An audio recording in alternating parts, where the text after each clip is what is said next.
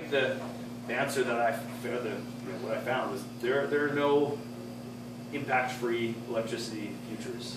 And whatever path we take is going to have environmental consequences. Whenever possible, if we can conserve electricity, that's one of the better ways to move in the future. And so I looked at the possibility for energy conservation. And you can shave off some of the growth. If we have the economy that keeps growing in the way it does with resource extraction, we still allow demand grow.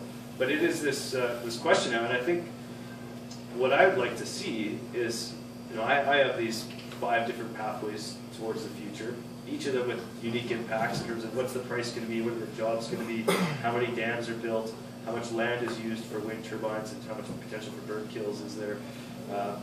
So there's a list of impacts you can look at. What's the water used in each scenario? And I think what would be nice to see would be to take multiple scenarios now to the public and ask people to deliberate this stuff. Like, what do we want to see as a province? What's the future of electricity in Saskatchewan? We've had one-off consultations. We had the UDP in 2009 looking just at nuclear. Way back in the 70s, we had a consultation looking at the Windigo Dam on the Churchill River. But we've never had a consultation where citizens were asked to deliberate amongst different options to talk about trade-offs. And I think that'd be good, both for the decision makers so they can see what the public thinks, but also for the public to learn a bit more about the trade-offs. Because, yeah, it's fine to say let's build more wind turbines, but you're right, there are still impacts. There are birds killed. A bigger concern is bat kills. They're more likely to get killed by the blades, just the way their flight patterns work. No, actually, I found out why it is. Sorry, I have turbine clients. There's an explanation behind the bats issue.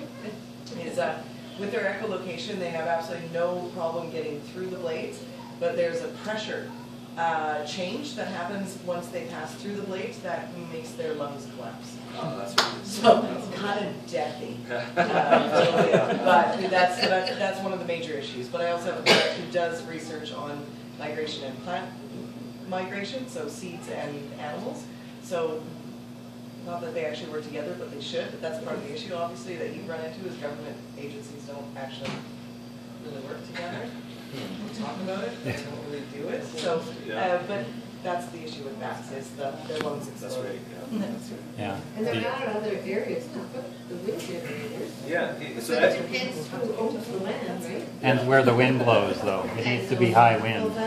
Yeah, there are good. There's good wind resource throughout South Saskatchewan. So I mean, I think it'd be a nice research project since we know we're going to have 2,100 megawatts of wind in the province. It'd be nice to see a biologist identify here are the migration hotspots, and someone else to say here are the strong wind locations, and make a map to show where you can avoid.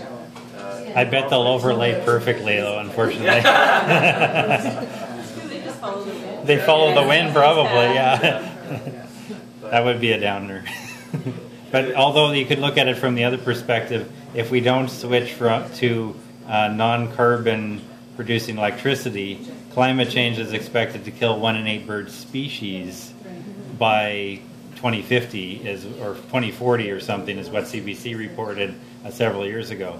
So if we don't switch quickly, we're going to lose 1 in 8 types of birds, not just 1 in 8 birds. It's not a reason to not do it, absolutely, because I'm totally for renewables. Yeah. It's just, We have to pick good spots, yeah. Like, get the wind, but like move it a bit to the east. Thanks. I'm happy to hang out. If you have more questions, come talk to me. And hopefully have a whole summary and document I'll put online. Maybe I'll even post it through Green Drinks when that's all ready, so you can check it out. Where online is it likely to appear? I have to decide on that yet. Probably the first place will be York University's Sustainable Energy Initiative as a working paper. But I'll keep you posted. And hopefully we can convince the provincial government to have another UDP type forum except on renewables or other options as you've listed. Yeah, I think so.